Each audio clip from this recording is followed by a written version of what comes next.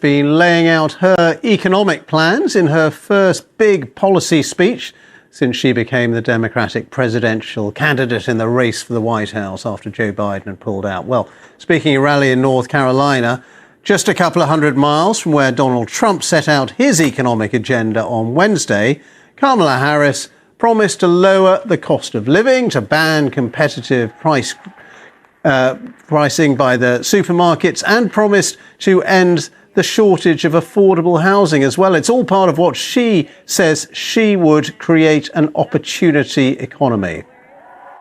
Still, we know that many Americans don't yet feel that progress in their daily lives. Costs are still too high. And on a deeper level, for too many people, no matter how much they work, it feels so hard to just be able to get ahead. As president, I will be laser focused on creating opportunities for the middle class that advance their economic security, stability, and dignity.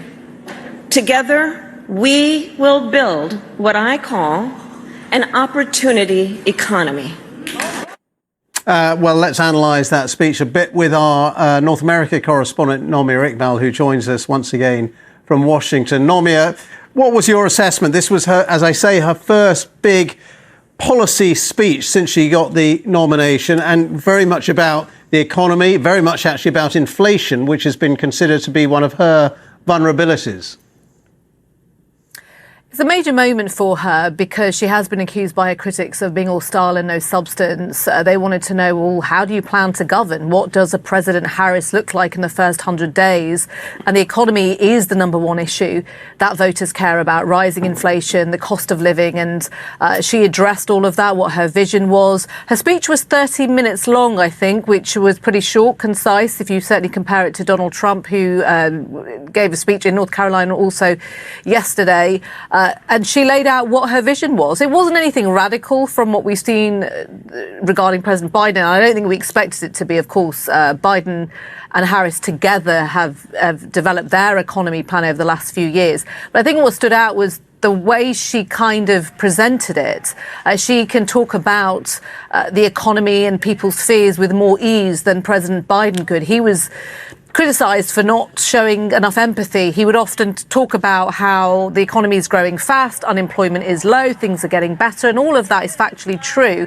But as you heard in the clip there, Ms. Harris did make the point of showing empathy, saying, well, actually, you can say all these things are going on, but if people don't feel that way, and if you don't go where they are, then they don't believe you. And it's something that's an important issue, as I say, because voters care about it. But the polls also suggest that they believe in Donald Trump's vision more, that they think he is stronger on the economy with his vision than she is. So it is a crucial issue for her to tackle, and she did that today. OK. Nomia, thank you very much indeed for that assessment. Nomia Iqbal there, our North America correspondent. Well, it isn't just Kamala Harris who's focusing on the economy at the moment. Her Republican rival, Donald Trump, has also been using his first major policy speech to outline his plans for the US economy, alongside promises to cut taxes, reform energy policy and increase oil extraction. Mr. Trump also attacked Kamala Harris and President Biden for their handling of the economy. At one point, he held up 2 boxes of mints, one bigger than the other, to demonstrate inflation. And if you were watching this programme last night, you might also have seen the former president flanked by a lot of household food staples on the tables there, amid claims of big increases in prices under the Joe Biden administration. So we're just going to check out some of those price rises. He is right that prices of most grocery staples in the United States have risen over the last 4 years. Food prices over the last year have actually risen by around 1%. That is according to figures from the US Bureau of Labor Statistics. Now, the average price of a white loaf of bread, just for example, costs around the same, $1.98. There it is. Coffee prices in the US fell by 2% in the year to April. But one item where Donald Trump was bang on, egg prices. They are up around 46% over the last year. So back to our panel. Susie Boniface, Daily Mirror columnist, and also in Chicago we have Chimi Asonye, a Democratic strategist. Chimi, let me go to you. Well, let's talk about how bad inflation is. I mean, eggs, blimey, very expensive. I guess you're not eating any eggs at the moment, are you? Well, I am eating eggs, and we see the Kamala Harris ticket also doing a lot to talk about affordability and pocketbook issues. I think that when we really look at the speech she made, she had 4 areas that she wanted to tackle: housing, families, groceries, and healthcare. With things like housing, you saw tax incentives to build starter homes, trying to extend child $25,000 to start for first-time home buyers. We thought was really amazing, trying to crack down on things like lending prices and rent prices for families, expansion of the child tax credit, which really started during the COVID activities and Biden, and it had expired.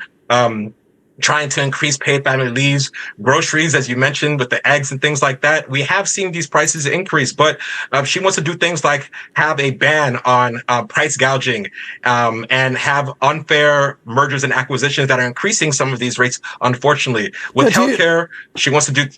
Do you think she is vulnerable? Do you think she is vulnerable on this question of inflation, that voters blame the Biden administration, of course, that she is part of, for higher prices?